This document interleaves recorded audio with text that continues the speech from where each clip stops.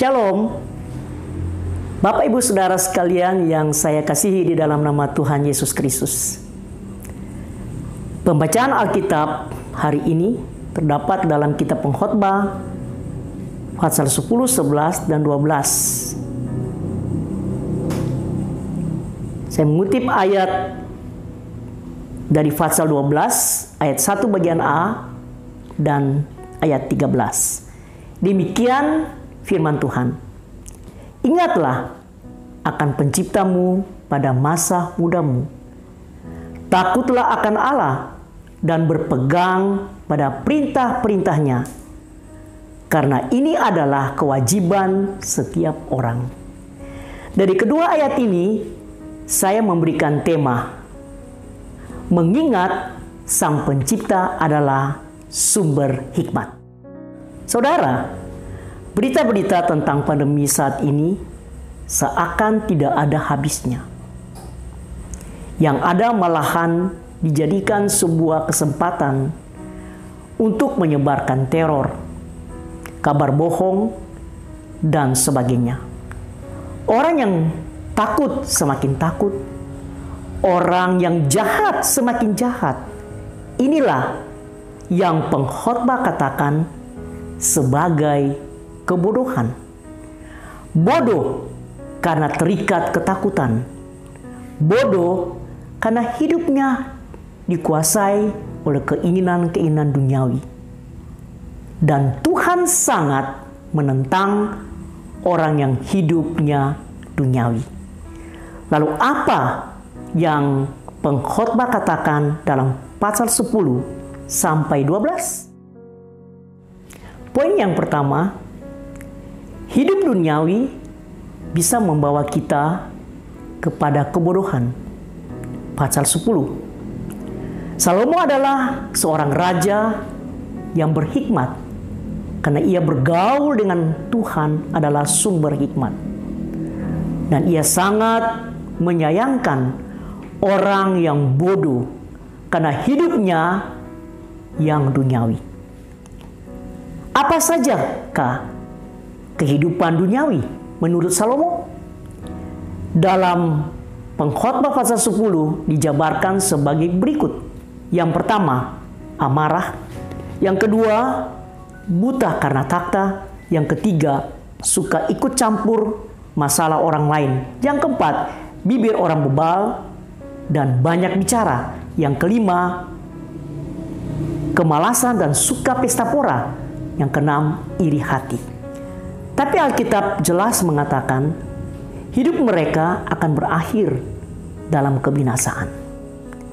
Di pasal 11 ayat 9 dikatakan bahwa pesta pora dan hawa nafsu duniawi akan membawa mereka dalam pengadilannya Tuhan. Lalu kalau sudah berakhir di tangan Tuhan, Ibrani 10 ayat 13 mengatakan ngeri benar, sangat menakutkan. Oleh sebab itu, bagaimana cara agar kita tidak menjadi orang yang duniawi? Poin yang kedua, ingatlah selalu pada Tuhan dan peganglah seluruh perintahnya. Pasal 12. Alkitab dengan gamblang menyatakan bahwa takut akan Tuhan adalah sumber hikmat. Dan dengan oleh hikmat itulah hidup kita beroleh keberhasilan. Pengkhotbah pasal 12 ayat 1 mendorong kita untuk selalu mengingat Tuhan selagi muda. Maksudnya selagi masih hidup. Janganlah mudah terbuai dengan hawa nafsu, tapi hidup dalam kekudusan. Mengapa selagi masih hidup harus ingat Tuhan? Karena Dia yang lanjut usia. Allah yang kekal, yang sanggup menjamin hidup kita. Oleh sebab itu, jangan takut. dan tetap percaya kepada Tuhan. Karena ketika orang benar tetap hidup di jalannya Tuhan dan selalu memegang perintah-perintahnya, pasal 12 ayat 13, maka Tuhan akan menjadi pembela kita. Apa saja perintah Tuhan yang mendatangkan hikmat? Semua diajarkan dalam pasal 11, yaitu 1. Hidup menjadi berkat bagi sesama manusia. 2. Tetap kuat ketika menghadapi tantangan kehidupan. 3. Jalani hidup yang produktif dan tidak malas. 4. Hidup kudus karena hidup kita hanya sementara. Tuhan akan menuntun kita dalam hikmat-Nya selama kita masih hidup dan akan menjadi pembela bagi kita di pengadilan-Nya yang kekal. Jangan biarkan dunia yang jahat ini mengendalikan hidup saya dan saudara.